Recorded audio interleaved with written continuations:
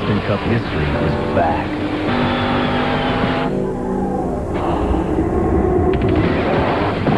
Introducing the race-modified Chevrolet Monte Carlo. Running.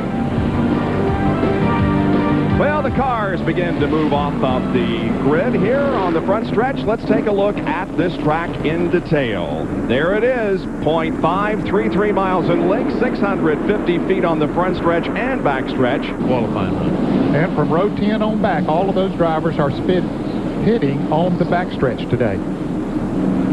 There we see Bobby Labonte, who has already gone to the inside and worked his way back to the back of her. And the Food City 500 is under green.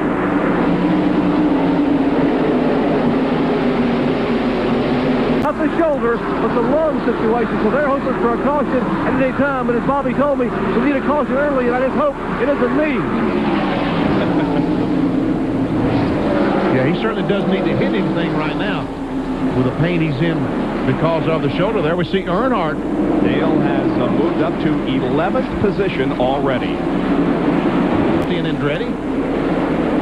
Dale Earnhardt is 6 7/10 seconds behind the leader. And I'll tell you, coming from what, 24th position? And here's a battle for the lead coming off turn 4. Jeff Gordon will get the lead. Let's see if Mark Martin can go to second as they keep. Well, Rusty is the master of the short track. He has won 9 of the last 20 short track races, and Dale Earnhardt picks up another position. That puts him now in 9th. He started 25th early. Well, you remember I said that Earnhardt was 6 7/10 seconds behind Jeff Gordon, or the leader it was. Now he is 2 seconds behind the leader. I think Kyle Petty was leading at that time. Closing in. Here's Dale Earnhardt's progress to 6th position after his 25th place start. Doesn't take him long. Now looking to the inside of John Andretti, unable to make the pass in turn 1, but now he does.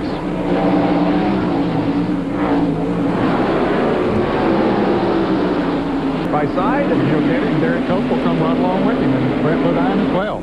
And Mark Martin is having trouble getting around the 40 car, and here Jeff Gordon is trying to take the lead. They're side by side with a slower car of Sachs right in front of them. But the slower car is going to mean that Earnhardt's going to take second. Oh, easy. Whoa, and Gordon is way out of shape, but he saves it. Down on the apron, he moves up right beside Earnhardt and is not intimidated whatsoever.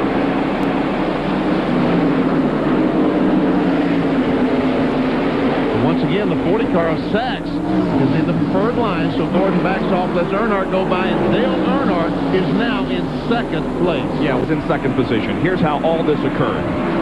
Well, of course, they came up on the 40 car of Sachs, and Jeff Gordon was down on the inside. Earnhardt decided he'd follow Martin up there. And we got Kyle Petty in the wall, Ned. No caution. Still no caution. He bumped the wall in turn number 2, but kept going. Sorry to interrupt you there.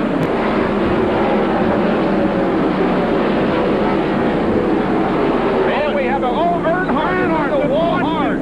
He is in the wall hard in turn 4.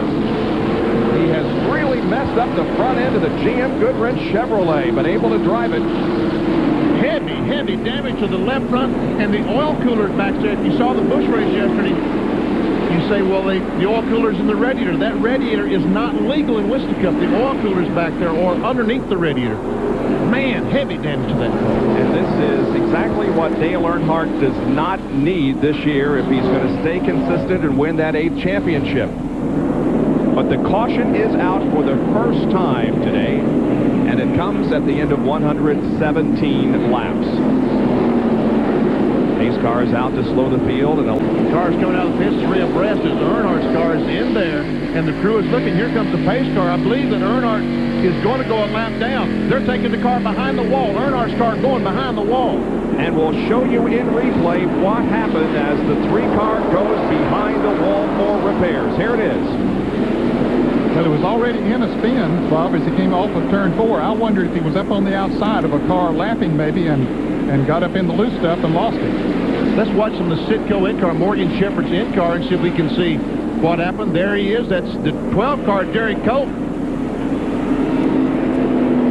Just a little bit of contact between the 12 and the 3 car. Earnhardt runs down there and cuts in a little bit too quick going into the turn and clips the car of Derek Cope, and round he goes.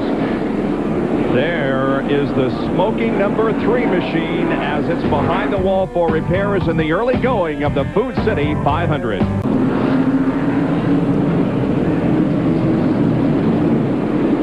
All right, so the Earnhardt car is back out on the racetrack.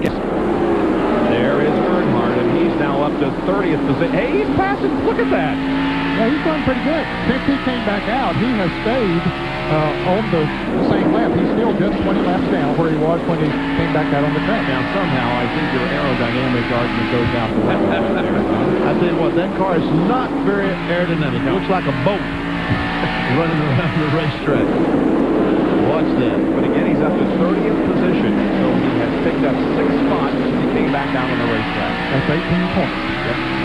And boy, you never know how much that might mean at the end of the year. And he's going by Darrell, and that lets Musgrave get on the inside. That's for position 8. Musgrave has it. If points were awarded now, Earnhardt would retain the points lead by 13.